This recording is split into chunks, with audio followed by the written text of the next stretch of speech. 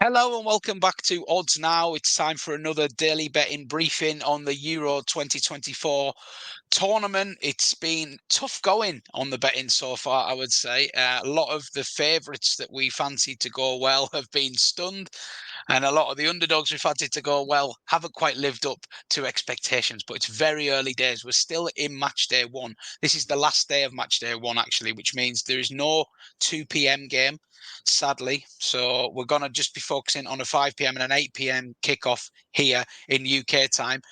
It's all on Group F. This is the only group where we haven't seen the teams play yet.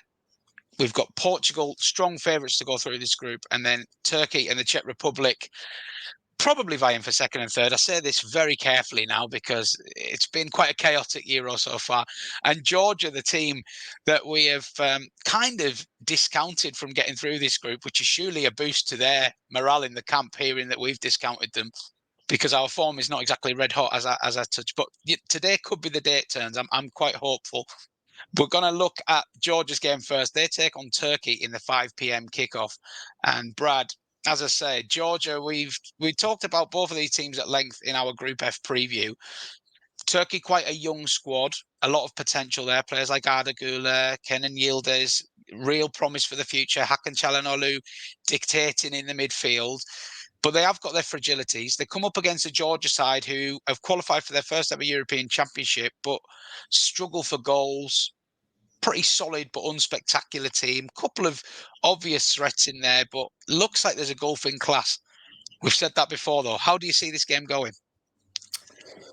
I am not going to say too much about either of these two sides now after yesterday's games, but we'll first start with the injury news. Turkey will be are likely to be missing their winger Irvan Kafici, who was taken off at halftime during their 2-1 loss to Poland last week. And Turkey have been hit by a number of injuries actually over the last couple of months. Defenders Ridvan Yilmaz, Kagla Soyuncu, and Ozan Kabak, a couple of those names have featured in the Premier League we'll be familiar with. They all were forced to withdraw from the squad and from the tournament through injury. Georgia, at the time of speaking, they are in a fortunate position of not having any injury concerns heading into this match. But like you said, Matt, I think Turkey are strong favourites for this one, but it doesn't mean anything in this tournament, apparently, so far, after 4 or 5 days. And Turkey, I think, will be concerned by their recent form. They're winless in their last 5, and they also suffered a damaging 6-1 defeat to Austria back in March. The loss to Poland, which was touched upon just a moment ago, it was their 3rd in their last 4 matches. Georgia as well, like you said, I think many people are writing them off. They are the lowest ranked competing side in the tournament, currently sitting at 75th, I think, in the FIFA World Rankings. But they have won their last 3 on the bounce, and they did struggle for goals, as you said, during qualifying. But the 0-0 draw with Greece in the playoff final, which they won on penalties to secure a place at this tournament, is actually the only time they failed to score in their last 9 matches.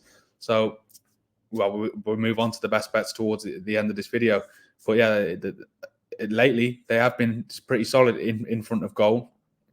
As I said, though, Turkey are rightly the firm favourites for this one. They've struggled for goals recently, though, and have failed to score more than once, in their last 5 matches. They've not scored 2 or more goals in their last 5. Georgia, they have made a habit of scoring lately, but will be eager, I'm sure, to avoid a damaging defeat. Something like Scotland suffered, for example, on the opening night of the tournament, especially given this is their first game at a major tournament. I do think the added quality of the Turkey side, particularly in forward areas, you mentioned the likes of Hakan Çalhanoğlu, who will be sitting in the middle of the midfield, and also Arda Güler at Real Madrid. I think that those types of players will prove too much for Georgia, but I will back them to get a goal. I think that'll be massive for them. It'd be great to see as well a country like Georgia, so small and, like I said, never featured at a major tournament before, to have a goal to celebrate. So I am going to be going for Turkey to win, with both teams to score, coming at 10-3 generally across the board in this one. Okay, then Turkey to win and both teams to score 10-3 currently, as Brad suggests. And I think Georgia will be mainly hoping for a spirited performance here and just not to get too rolled over. They maybe do quietly fancy their chances within the camp of sneaking through. And with 3rd place, no team is without a chance in this. But on the FIFA World Ranking, at least, there's quite a gulf between these sides. And I think Georgia are going to be heavily reliant on 2 or 3 individuals. The rest of the team is sort of solid looking, but their attacking output is very reliant on their star names performing, I would say. So hopefully they can get that goal. I think Turkey will have too much for them. I tend to agree with you there, Brad, but we will see. It's been a tournament of shock so far, so let's see. We move on to the second game of Group F, which is Portugal getting their tournament underway against the Czech Republic, who are traditionally a tricky outfit. They have some household names in their ranks as well, none more so than Patrick Schick, who joint top scored at Euro 2020 alongside a man who will be facing Cristiano Ronaldo, who'll be leading the line for Portugal despite being the ripe old age of 39. It's going to be exciting to see Portugal here for the first time. They were probably the best backed out of the 4 or 5 favourites in the anti-post market for this tournament. You can see why.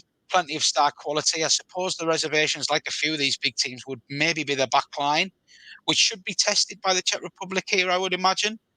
But Portugal, they're going to take some stopping in this tournament if their star players perform. How do you see this going tonight, Brad? Yeah, I agree with everything you just said there. Really, at the time of recording again, I don't think Portugal have any injury concerns. Czech Republic, bizarrely, they'll be without midfielder Michal Sadalek, who was forced to withdraw from the whole tournament after falling off his bike and injuring his leg. It's not quite a rare circumstance. You don't hear that very often, but yeah, that's their one. I say one concern. He's out of the tournament now, so they're gonna have to put that behind them. In terms of Portugal, you mentioned their attacking line. No one scored more than them during qualifying. They found the net 36 times in total. They've also scored 8 goals in their last 3 outings. But I think they will be concerned by recent defeats to Slovenia and Croatia, and like you said, appear particularly susceptible at the back. The 3-0 win, over the Republic of Ireland last week was their first clean sheet in 4 matches. And we move on to the Czech Republic. They're unbeaten in 7. And they've won their last 5 on the bounce, including a 7-1 mauling of Malta last Friday.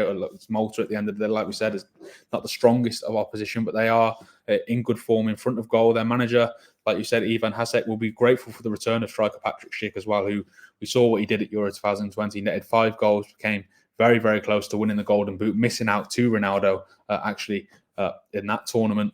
He scored his first goal for his country since September 2022. It was a penalty against North Macedonia in his last match. Of course, we touched on the video for Group F.